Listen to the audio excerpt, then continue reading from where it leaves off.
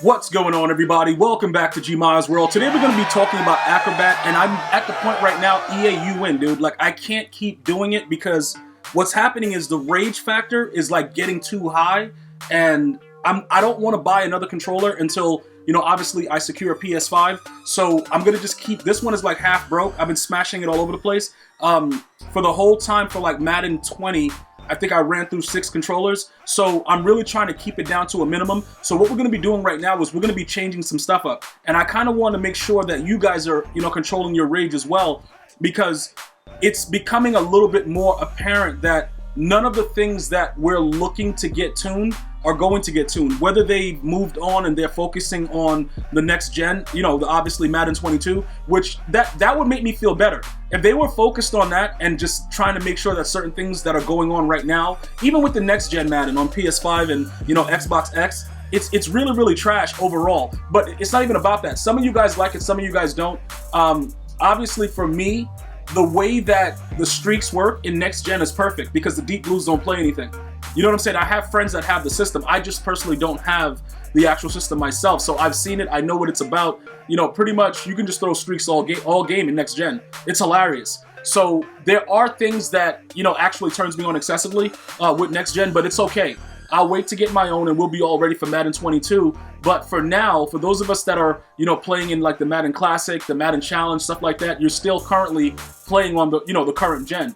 So some of the insight into the game is necessary, especially for those of you guys that are now getting into Weekend League and starting to get a lot more wins and let me know about it. So happy for you guys getting those better rewards and stuff like that. A very, very good thing to see for you guys. What I decided to do, though, was to pretty much go away from giving my corners abilities outright. So what you'll see right here, you're going to just see that they have X factors on them, right? You're going to see that they have universal coverage. GmiasWorld, you know, my safety, universal coverage. I'm taking off all that stuff, and I'm going to give Jaquisti Tart. I think I gave him mid-zone, right? Now, the reason behind mid-zone, I got to be completely honest with you.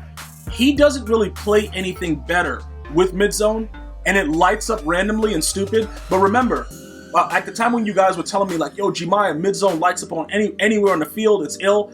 EA did something to it. It doesn't do the same exact things. It just still lights up. For instance, if you switch him to like a flat zone, he'll still light up in the flat zone.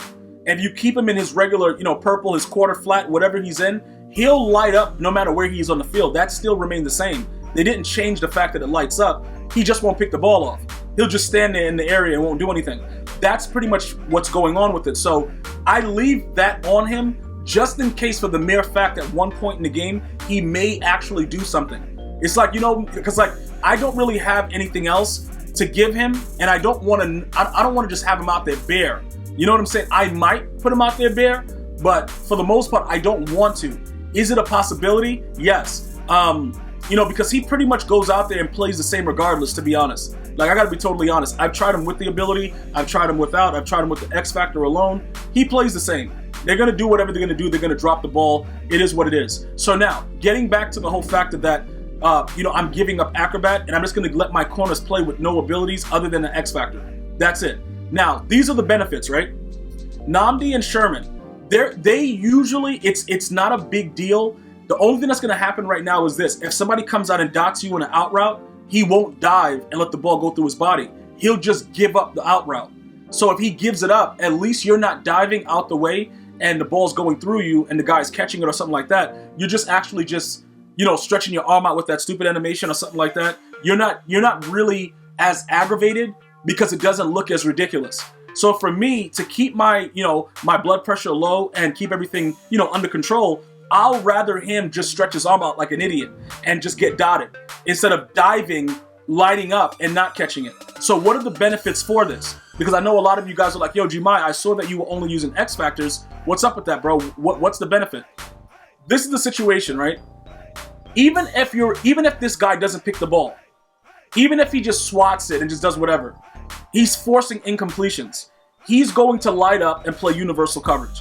You know, he does like 3 of them and then he'll light up, right? You know, well, not light up. He'll be consistently activated. He'll have universal coverage. Now, why is this better than the other ones, right? Bottleneck, Zone Hawk, Shutdown. Why is it better? This is the situation, right? You guys remember, universal coverage last year was an actual ability. EA Sports didn't like the fact that everybody could just put it on their players easily, and it actually worked a lot better in 20, to be honest, right? So EA's like, you know what? Let's make it an X factor. So that way it's a little bit harder to attain, but also we're gonna still nerf it, but it'll still make them react better, right? So look, if I just play a basic game and my guy is diving and he accidentally taps the ball 3 times, he's gonna get activated with universal coverage. Typically, we won't pick it. It won't happen, bro. It is what it is, but we have to be able to accept that. So look at my advantage now. All I need to do is knock the ball away. Just knock it away. You know what I'm saying? Like, so whatever the situation is, just make him be involved in the play. That way, he's not diving out of the way. And, you know, sometimes they'll dive and the guy will go for 6. All that stuff is eliminated. The only thing is, if they low pass you, you may have to play underneath, man up and play underneath. And they'll play the low passes, but then you're going to be susceptible to like a double move. It depends on the level of your opponent. If they understand the game, they'll do different things, you know, try to bring you down for, you know, a hitch, something like that, low pass you, and then, you know, try to go over the top, stuff like that. It all depends on the way the game is going.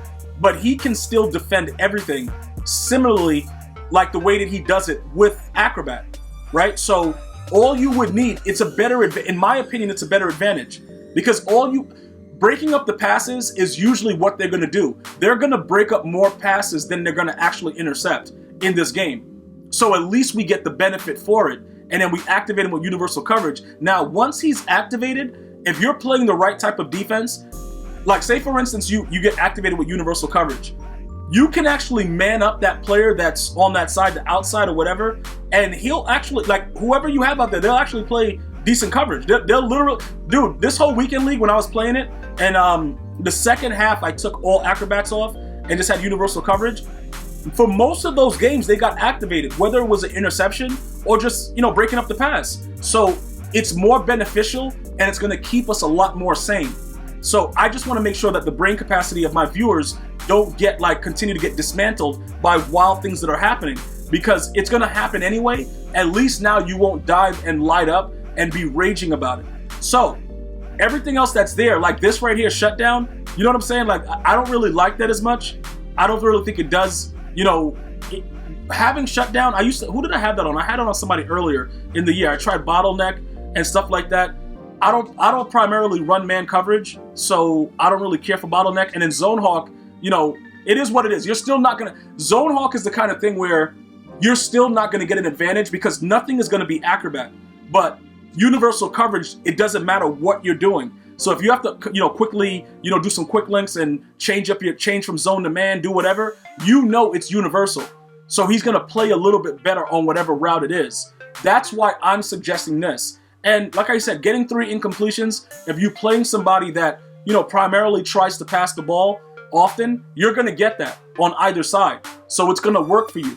And I just think that it's a little bit more, you know, it's easier. Plus, then you can kind of spread out your ability points on your defense a lot easier. And it just works better, in my opinion.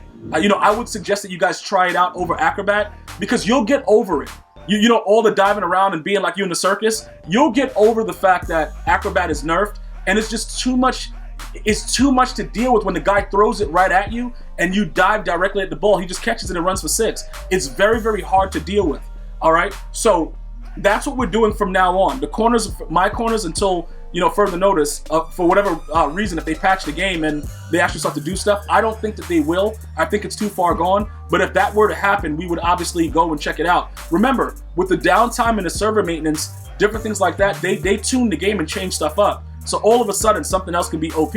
Similar to the way that you guys are talking about, you know, Deflator. I don't think Deflator works as good as you guys, you know, have said. I ran it a couple games over the weekend league. I didn't see a lot of difference. You know, does the players go out? Yeah, they get fatigued, but then it's like, look, it doesn't really force the fumbles that you guys are promoting. Maybe EA already tuned it, I don't know, but it's not as OP as, you know, was originally thought of when you guys were explaining it to me. So everything else that's going on as far as the coverage, because I run big nickel or I run nickel sets, I just give, you know, like I said, Tart is going to get mid zone, and that's pretty much it. Does he need mid zone? No, he does not. I want to make sure that I'm very, very clear with that. He does not need mid zone. I'm just leaving that on him. I can easily take that off of him at any time and not even worry about him, just have him out there just bare. All right? Mid-zone does not do anything spectacular. I promise you, it does not. I don't care what anybody is saying. They've done something to mid-zone. It's not the same thing. I just have it there because it looks good and it lights up. And I'm picturing myself as a young kid on Christmas Day. I love to see the lights. That's it.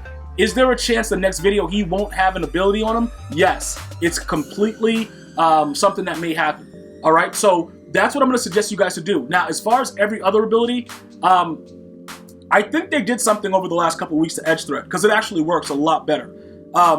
The Edge Threat Elite is total garbage. I want to make sure that you guys understand that. We actually tested this out. A lot of the videos are over at GmiasWorld Gaming, but most of you guys are already subscribed there, so you guys are goats anyway. You know what's going on. We tried this out for a few games. There was absolutely zero difference in the way the players reacted. In my opinion, I think Edge Threat is actually better than Edge Threat Elite. That's my opinion, though. Let me know what you guys think about that as well. We tried it out several games. No big difference. Went back to Edge Threat. We were screaming every snap. So I don't know what it is about it. Or maybe it's the fact that you need to have abilities on your D tackles. That could be it also. Because remember, with the Edge Threat Elite, we tried it out with 2 Edge Threat Elites. And then I think we had, we had inside stuff. And that was it. On Justin Smith. And it was like nothing was really going on.